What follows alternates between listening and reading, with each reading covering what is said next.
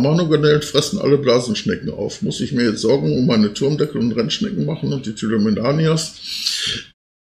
Es ist also so, die Amano-Garnelen fressen eigentlich, sind ja alles Fresser. Sind aber ganz heiß auf Algen und Biofilme. Also schwerpunktmäßig Algen.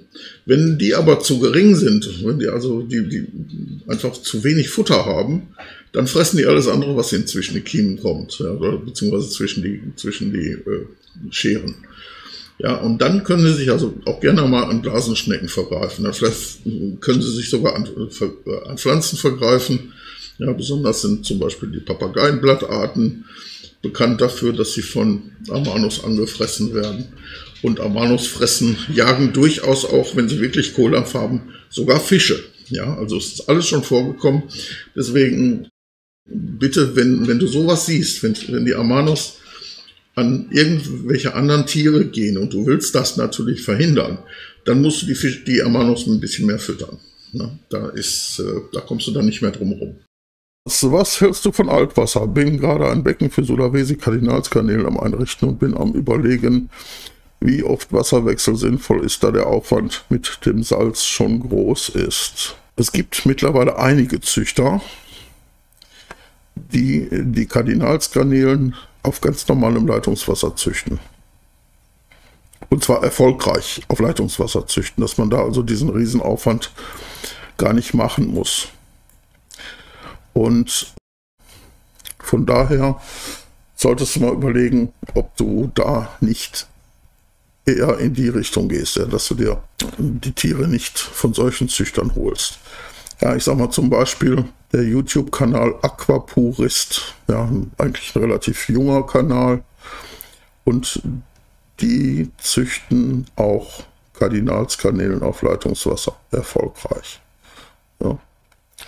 So wie ich das mitbekommen habe. Da guck doch mal rein.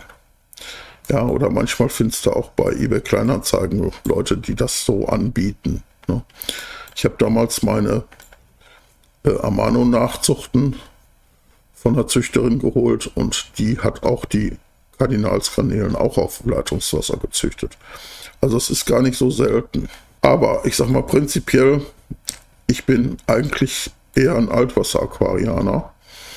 Was aber so Spezialtiere angeht, wie die Kardinalsgarnelen oder selbst die ganzen Caridina-Arten, also nicht Amano, sondern so die ganzen Glogemannis und Tigergarnelen und so diese Arten, die würde ich also nicht auf reinem Altwasser halten.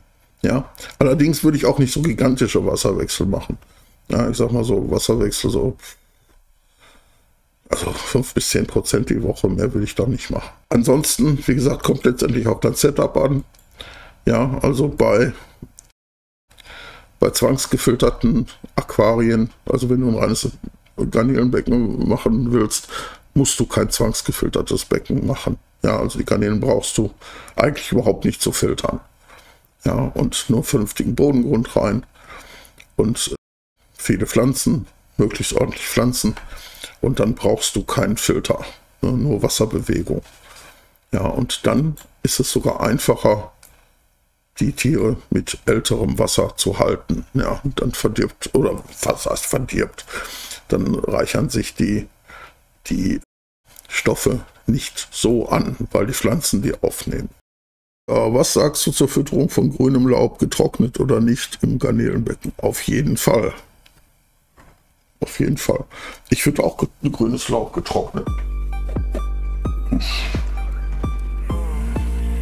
Allerdings habe ich schön klein gematscht. Ja. Und das sieht jetzt auch nicht mehr wirklich großartig grün aus. Aber es ist, wird nicht scharf. Das ist Haselnuss. Ja. Und da fütter ich teilweise echt reichlich von. Nur als Beispiel.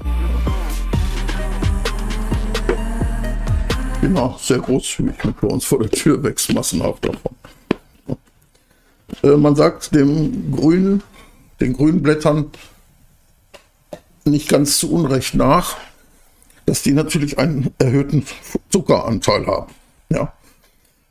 Also je früher man die Blätter pflückt, also nach dem Austrieb, umso mehr Zuckeranteil ist drin. Ja, und je näher das zum Herbst geht und Richtung Abfallen geht, dann ist es immer noch grün. Ja, umso weniger Zucker ist drin. Ja. Aber da wir ja teilweise einige von euch sowieso auch Zucker ins Becken reintun, macht das überhaupt nichts. Steigert aber die Akzeptanz bei den Garnelen. Ja, also die Menge, die ich jetzt gerade reingehauen habe, also richtig, das war richtig viel jetzt. Das ist, ich sag mal, übermorgen nicht mehr da. Ne? Das ist verschwunden. Man sieht es natürlich nicht, weil es getrocknet ist. Das schwimmt jetzt an der Oberfläche. Ne? Schön, mal live dabei zu sein. Ich habe eine Frage zur Zucht von schwarzen Tigergarnelen. Kannst du was zu optimalen Bedingungen bei Junggarnelen sagen? Freue mich auf deine Antwort. Ja, Tigergarnelen brauchen natürlich, wie die meisten anderen Caridina-Arten auch, ein sehr weiches Wasser, also von maximal 350 Mikrosiemens, also eher niedriger, wenn es geht. Und dann ist natürlich wichtig, dass die also in einem Aquarium leben, wo die Jungen nicht alle weggefressen werden. Also dass also möglichst keine oder nur sehr harmlose Fische eingesetzt sind, wie zum Beispiel Ottozinklus oder sowas oder Panzerwelse. Und dann ist natürlich die Chance groß, dass da Junggarnelen durchkommen. Und ja, wichtig ist natürlich, dass also auch ordentlich entsprechend Futter da ist. Ja, ob jetzt Biofilme ausreichen, das kommt aufs Becken selber an und auf die Menge an Garnelen, die drin sind. Oder ob anderes Futter in ausreichender Menge da ist. Wird zwar immer gesagt, dass man Garnelen unter Umständen gar nicht füttern braucht, aber von irgendwas müssen sie sich ja ernähren. Also da kommt es, wie gesagt, aufs Becken selber an und auf die Menge der Tiere. Die Frage zu Neocaridinas. Wenn ich verschiedene rote Zuchtformen mische, Red Cherry, Red Fire, Red Sakura, färben die sich auch irgendwann zur Wildfärbung zurück, wie die bunten, oder bleiben sie rot?